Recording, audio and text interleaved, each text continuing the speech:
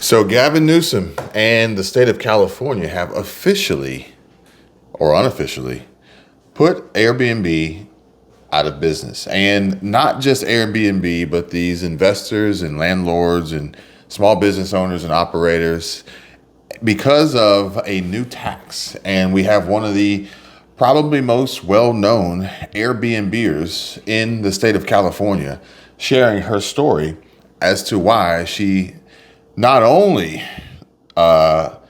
claims of her Airbnbs being foreclosed, but now to the point of which she is going to quit Airbnb. I'm quitting Airbnb. It just doesn't make sense anymore.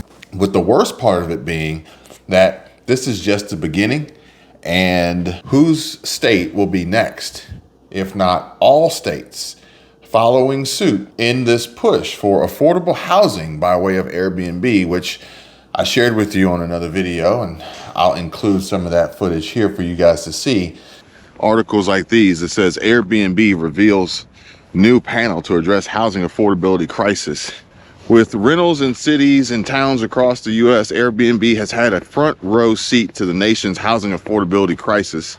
Now the company says it wants to help solve it. Driving the news, Airbnb announced Wednesday the formation of a new housing council of experts. Why it matters is the council will advise Airbnb on how it can throw its weight behind initiatives that work to increase America's housing supply and drive down prices. So this is a clear warning and indication that there's going to be extreme conflict and turmoil amongst in between Airbnb, lawmakers, politicians, homeowners, investors, the National Realtor Association, these different committees, homeowners, renters, that in theory should produce a far more reasonably affordable position of home ownership. But like I said, you can't please everybody. But this is it. This is the beginning. If any of you guys watch, I think his name is Orlando Minor. He too is talking about this as well. And a lot of folks are saying, I don't believe it. This can't be true. This isn't happening. But we got proof. So Airbnb regulation right now is making prices drop on homes. Who would ever thought that? I know a lot of critics were telling me, Orlando, what are you talking about? Airbnb is going to make prices on homes drop? And I said, yeah, I'm telling you, these cities aren't playing. These cities will come after Airbnb after it's stopping its tax revenue. I said that long time ago, and now we're starting to see the prices drop. This is an update to that Shelby Church video that I did, guys. So you want to make sure that you stay tuned on this. Can you play it? Mm-hmm. You got to turn the volume up. Makes sense anymore. Something changed recently. I've never seen the YouTube shorts are not very. It just doesn't make sense anymore. Something changed recently, and it is The nail on the coffin for Airbnbs in California. SB 584 is presenting a tax like I've never seen before, like higher than the DOT tax. SB 584. SB. Oh, I didn't know you could scrub through that. Mm-hmm. TikTok doesn't let you do. Or I thought Shorts didn't let you do that. I don't know. So she's saying this is Shelby Church. Now I don't know if you guys have ever watched Shelby Church, but this is California. Never seen before, like higher than the DOT tax. That's kind of wild. Anytime you go to book a hotel or a short-term. So she's going to break it down. A tax like I've never. California. SB 584. SB 584. SB 584. What's the SB? SB was state or Senate? State bill. State bill or Senate bill? Senate bill. S is Senate. Is it Senate? Uh-huh. Okay, so then if it's in the Senate, that means it's one step closer to being hitting every other state for that matter. 584, remember that number. Mm-hmm. Presenting a tax like I've never seen before, like higher than the DOT tax. That's kind of wild. Anytime you go to book a hotel or a short-term rental, you're already taxed a transient occupancy tax, and it's usually around 10%. And this new tax Is on top of the transient occupancy tax. The hotels and short-term rentals bring in a ton of money for short-term rentals bring in a ton of money for our city. The tax money is watch. building affordable housing units. Currently, the city only spends $3 million of their budget on Currently, the city only spends $3 million of their budget on an affordable housing reserve.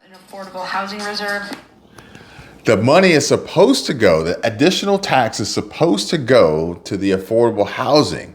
But instead, we can see the chart here that for fiscal year 2022 to 2023, that most of that money went to general government and police, which then led me to assume that if they're raising the tax and they want it to go to general government and police, number one, general government's going to pay salaries. It's going to line pockets. It's going to, incentivize these elected officials, these lawmakers, the governor, the folks.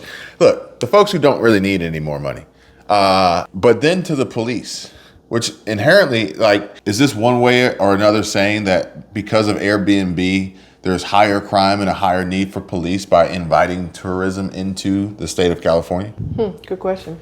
So she's got more to say here, which I lost your screen, and it's almost... Most of the money goes to general government and the police. It all sounds really great in theory, but will it actually work? And what am I going to do with my house? All right, it sounds great in theory, which I don't believe. Because the numbers already prove that the money's not really going where it should be going. So it doesn't sound great in theory. So, Shelby Church, I understand your position. I get it. Will it work? No, because the state's not putting towards a lot of money towards affordable housing. Okay, so this is lip service. Okay, this is the Inflation Reduction Act that isn't going to reduce inflation. Okay, this is status quo for the uber left, libtard progressives that would take the place of Biden if need be. So just expect more of the same from them in the future. But what it will do is it will theoretically ruin short-term rental investors, landlords, Airbnb, VRBO, Verbo, Vacasa, whatever.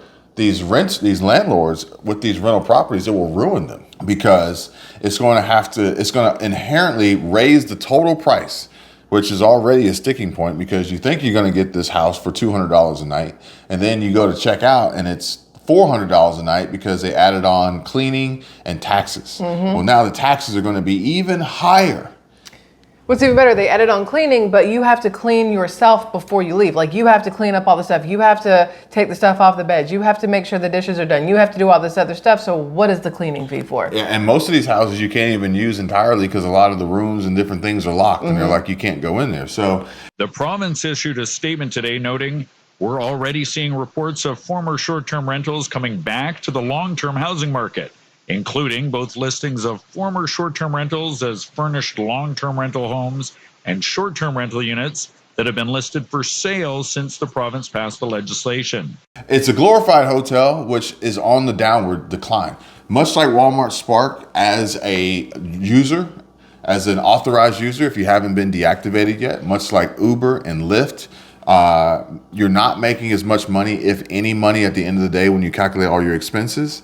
And this is the same thing. I think Airbnb is going down the drain. It's no longer a profitable venture for anybody getting into it with a property that they were hoping to rent out on a short-term basis and make good money.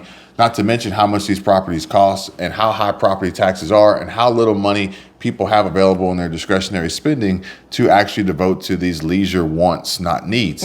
So I think it's going to destroy it. And then what's going to happen to these properties? Well, these properties aren't going to immediately turn into affordable housing. No. They're going to be distressed sales. Well, who's going to buy up these distressed sales? BlackRock. Yeah, the BlackRocks, the Blackstones, the big hedge funds, the institutional, the smart money is going to come buy it up. And they're not going to use it for affordable housing. They're going to somehow, some way convert this into something that isn't quite Airbnb, and they don't necessarily have to abide by these rules.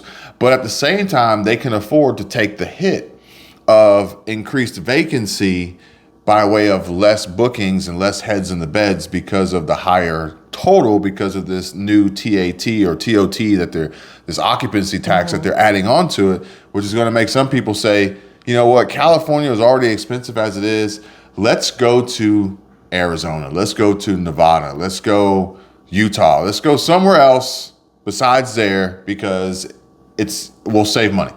Well, they have a TAT tax and they have a TOT tax. Do you think they have a TIT tax? You have a tat, you have a tot, but do you have a... I'm just curious. They got an NUT tax, and that's the governor himself, and he is just that. He's a nut. Yeah. And if that happens, then these investors, these landlords, some of these hedge funds, these big companies that have these properties, they're going to either lose their ass big time, which would then have another reverberating impact on the economy in some way, shape, or form.